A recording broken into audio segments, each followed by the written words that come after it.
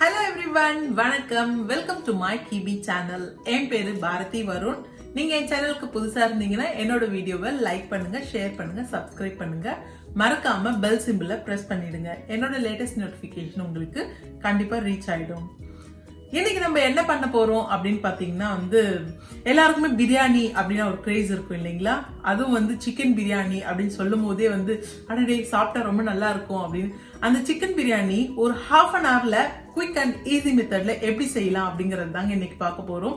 நமக்கு இதுக்கு pressure cooker தேவையில்லை, ஓவன் தேவையில்லை. ப்ரெஷர் குக்கரும் ஓவனும் இல்லாம ஒரு சூப்பரான சிம்பிள் மெத்தட்ல ஒரு தம் பிரியாணி உங்களுக்கு சொல்லி தர போறேன். அந்த தம் பிரியாணி கூட நீங்க தம் டப்பா இல்லைன்னு கவலையப்படாதீங்க. உங்ககிட்ட ஏதாவது ஹெவி பாத்திரமா, அதாவது பெரிய கடாய் இருந்தாலும் சரி, இல்ல ஹெவி பேன் இருந்தாலும் சரி, அது வச்சு ஒரு சிம்பிளா ரொம்ப குயிக்கான ஹாஃப் அன் ஹவர்ல செய்யக்கூடிய ஒரு சிக்கன் தம் பிரியாணி எப்படி செய்யலாம் அப்படிங்கறத பார்க்கலாம் வாங்க.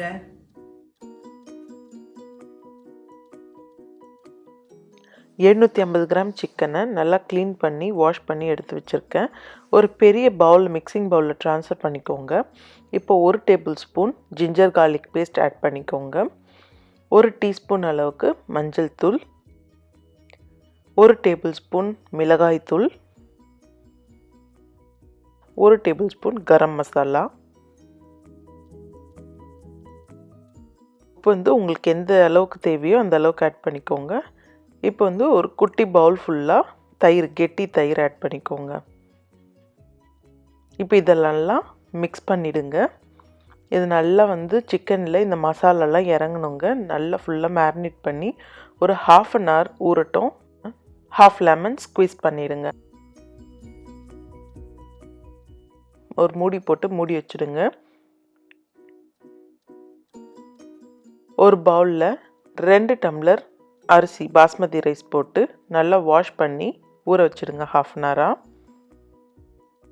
நீங்கள் பிரியாணி எந்த பேனில் செய்ய போகிறீங்களோ அந்த பேனை அடுப்பில் வச்சு 3 to 4 டேபிள் ஸ்பூன் எண்ணெய் ஆட் பண்ணிக்கோங்க. எண்ணெய் நல்லா சூடானோடனே கறி இலையை ஆட் பண்ணிக்கோங்க.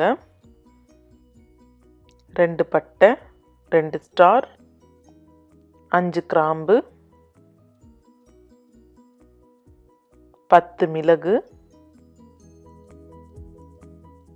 2 பச்சை மிளகாய். உங்களுக்கு கூட காரம் வேணும்னா இன்னும் 2 பச்சை மிளகாய் ஆட் பண்ணிக்கோங்க. இதை நல்லா இப்போது வதக்கி விட்டுருங்க.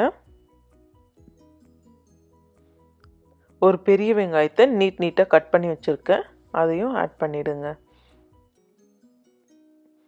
எண்ணெயில் நல்லா வெங்காயம் வதங்கணும். இப்போது 4 ஏலக்காய் ஆட் பண்ணிக்கலாம். வெங்காயம் நல்லா வதங்கிருச்சு. இப்போ ஒரு பெரிய டொமேட்டோவை நீட்டாக கட் பண்ணி வச்சுருக்கேன், அதையும் ஆட் பண்ணிக்கோங்க. கொஞ்சமாக ஒரு கைப்பிடி அளவுக்கு மின்ட் லீஃப், அதாவது புதினா. நல்லா தக்காளி வெங்காயம்லாம் வெந்தவுடனே நம்ம ஊற வச்சுருக்க சிக்கன் எடுத்து ஒன்று ஒன்றா நம்மளோட கடாயில் ஆட் பண்ணிக்கோங்க. எல்லா சிக்கனையும் ஆட் பண்ணியாச்சு. இதை அப்படியே ஒரு மூடி போட்டு மூடி வச்சுடுங்க. மீடியமில் தான் நான் வச்சுருக்கேன் ஸ்டவ்வை. ஹையில் வச்சிங்கன்னா தீஞ்சிடும். ஸோ மீடியமில் வச்சு குக் பண்ணுங்கள். இப்போ ஓப்பன் பண்ணி பாருங்கள். சிக்கன் ஆல்மோஸ்ட் 3/4 குக் ஆகிருக்கும். நல்லா தண்ணியெலாம் கொதிக்குது பாருங்கள். நம்ம தண்ணி எதுவும் ஆட் பண்ணல. அந்த சிக்கன்லேருந்து ஆனியன்லேருந்து தண்ணி வெளியே நல்லா சிக்கன் நல்லா வேக வைக்குது அந்த மசாலாவில். நம்ம ஊற வச்சுருந்தோம் இல்லைங்களா அரிசி, அந்த அரிசியை எடுத்து இப்போ அந்த சிக்கன் மேலே போட்டுருங்க. நம்ம அரிசியை தான் போடுறோம், குக்குட் ரைஸ் போடலைங்க.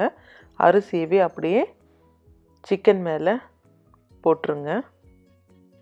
இப்போ 1 கப் அரிசிக்கு 1.5 கப் தண்ணி, அதாங்க கணக்கு. ஸோ நான் 2 கப் அரிசி போட்டிருக்கேன், 3 கப் தண்ணி போடுறேன்.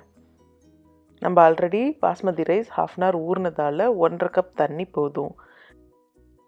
இந்த டைமில் சால்ட் செக் பண்ணிக்கோங்க. காரம் வேணும்னா சில்லி ஆட் பண்ணிக்கோங்க, இல்லை லைட்டாக மிளகாத்தூள் ஆட் பண்ணிக்கோங்க.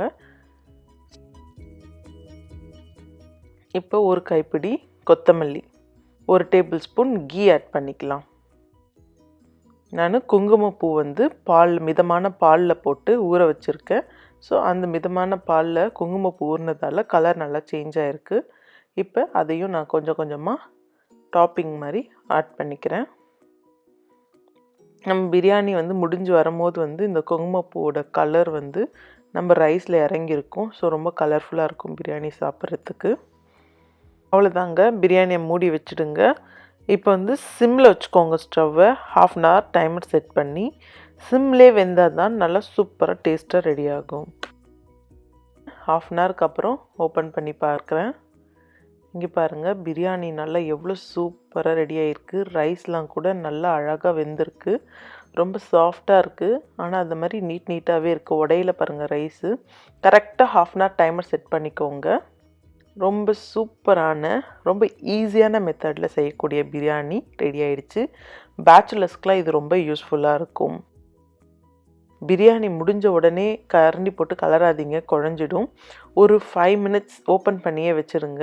ஸோ அதோட ப்ரெஷர் எல்லாம் வெளியே போனவுடனே பிரியாணி எடுத்து கலரணுன்னா ரைஸ் குழையாமல் வரும். இப்போ பாருங்கள், நான் எடுத்து வைக்கிறேன். எவ்வளோ உதிரி உதிரியாக வந்திருக்கு பாருங்கள். சிக்கனும் நல்லா வந்து வெந்திருக்கு. நம்மளோட மசாலாவில் நல்லா மேரினேட் பண்ணதால் உள்ளே கூட சிக்கன் உள்ளே கூட மசாலாலாம் இறங்கியிருக்கு. ரொம்ப சூப்பரான பிரியாணி ரெடி ஆயிடுச்சு.